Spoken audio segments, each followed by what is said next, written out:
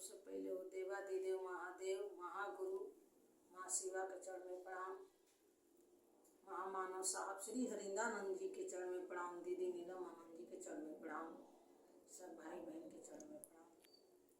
देखिए आज बहुत सौभाग्य की बात है कि हम लोग महादेव गुरु की चर्चा, महादेव गुरु से जुड़े हैं। सौभाग्य है जिसको देव में देव महादेव कहा गया, महाकाल कहा गया, उससे जुड़ने की ये बात साहब ने बताई। ये हमारे वेद में, हमारे शास्त्र में, हमारे पुराण में है कि महादेव गुरु हैं, मगर किसी ने बताया नहीं। हम लोग वेद पुराण पढ़ने का हम लोग के पास टाइम नहीं था, समय नहीं था कि हम लोग अपने वेद पुराण में पढ़ें कि महादेव तो जगत के गुरु हैं, आदि हैं, अनंत हैं, अगोचर हैं, अविनाशी हैं, वही गुरु घट घट के वासी हैं।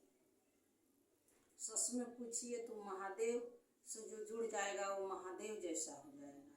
साहब ने इसीलिए महादेव को गुरु बनाने की बात कही कि जैसा गुरु वैसा चेला। जब आदमी गुरु से शिष्य बन जाएंगे, गुरु के शिष्य बन जाएंगे तो गुरु जैसा आचरण करने लगेंगे। इस समाज में सबसे ज़्यादा ज्ञान की आवश्यकता है और ज्ञान को पाने के लिए साहब ने कहा कि जब महादेव को गुरु बनाएंगे तभी हमको अच्छा ज्ञान मिलेगा। यानी सच्चा गुरु रहता है तभी अच्छा ज्ञान मिलता है। जब तक हम अच्छे गुरु के संपर्क में नहीं जाएंगे तो हमें अच्छा ज्ञान नहीं आएगा। और ज्ञान नहीं आएगा तो ज्ञान माने समझ होता है। आदमी के अंदर समझदारी नहीं होगा तो एक दूसरे से प्रेम व्यवहार आचरण कैसे करेगा। इन सब चीज़ों को लेके भैया ने बड़े चिंतन किए, इस विषय पर बताए कि महादेव को गुरु माने। जो समझे जाने परखे वो महादेव के शरण में चले गए।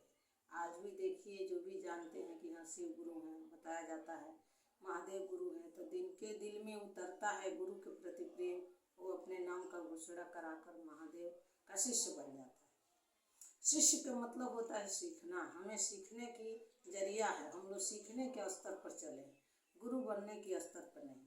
आज देख लीजिए जनमानस में लोग गुरु बनने की ज़्यादा इच्छा रखते हैं, शिष्य बनने का नहीं। जब तक इंसान शिष्य नहीं बनेगा, सीखने के प्रयास में नहीं होगा तो इस समाज का कैसे कल्याण होगा। महामानव साहब श्री हरिंदानंद जी ने इस समाज के विषय में इतना चिंतन किया, गहन चिंतन किया कि आदमी जब महादेव से जुड़ेगा तो महादेव उनके पर उनके मानसिक स्तर पे उतर के ज्ञान अर्जित करेंगे, ज्ञान को अवतरित करेंगे। देखिए शिव ऐसे गुरु हैं कि मानसिक पटल पर उतर के स्वतः ज्ञान देते हैं और अपने शिष्य का लौकिक पारलौकिक मनोरथ को स्वतः सिद्ध कर देते हैं। देखिए हम लोग नहीं कर रहे हैं, हमारे वेद में, हमारे शास्त्र में, पुराणों में लिखी गई बात है। राजचरित्र मानस में भी तुलसी बाबा ने लिखा है कि वंदे बोधमयम नित्यम गुरु शंकर रूपेणम। यानी गुरु होके के चाहिए तो शंकर के समान होके चाहिए, शिव के समान होके चाहिए। शिव शब्द ही कल्याणकारी है। पुराण में लिखा है कि शिव शब्द ही कल्याणकारी है। यानी जो शिव से जुड़ जाता है उसका कल्याण हो जाता है, उसकी नैया भव सागर से पार हो जाता है। इसीलिए साहब ने कहा कि शिव से जुड़िए, महादेव से जुड़िए, इधर उधर क्यों भटक रहे हैं। पहले ज़माने में देखते हैं आप, कबीर बाबा भी लिखे हैं कि चलती चाकी देख कबीरा रोए, दो पाटन के बीच में साबिक बचा न कोई। कबीर बाबा के लड़के कमाल थे, वो कहे कि चलती चाकी हंसा कमाल ठठार, जो कीलन से जुड़ा रहा वो कभी नहीं पिसाए। यानी अकाल मृत्यु मरे जो काम करे चंडाल का, काल का बिगाड़े जो शिष्य हो महाकाल का। पहले ज़माने में आप लोग देखते थे, या बाबा के ज़माने में चक्री में गेहूँ पिसाता था, चक्री उठाया जाता था तो जितना भी गेहूँ कील के पास सटा रहता वो नहीं पिसाता। इसीलिए सामने कहा कि शिव रूपी कील से जब हम लोग जुड़ जाएंगे, उस महादेव से जुड़ जाएंगे, उस महादेव से रिश्ता बना लेंगे, तो काल की चक्री चलती रहेगी पर काल के कोई दबोचा में नहीं आएगा। यानी भाग मिटावत है त्रिपुरारी की जिनका नाम शंकर है। महादेव तो भाग को बदल देते हैं, ब्रह्मा जी भाग को लिखते हैं, मगर महादेव जी ऐसा देवता हैं जो भाग को बदल देते हैं।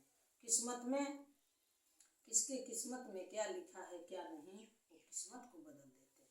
इसीलिए हमें महादेव को गुरु बनाना चाहिए और गुरु बनाना हमारा जन्म सिद्ध अधिकार है। जब तक हम गुरु नहीं बनाएंगे अपना जीवन को कल्याण नहीं कर सकते।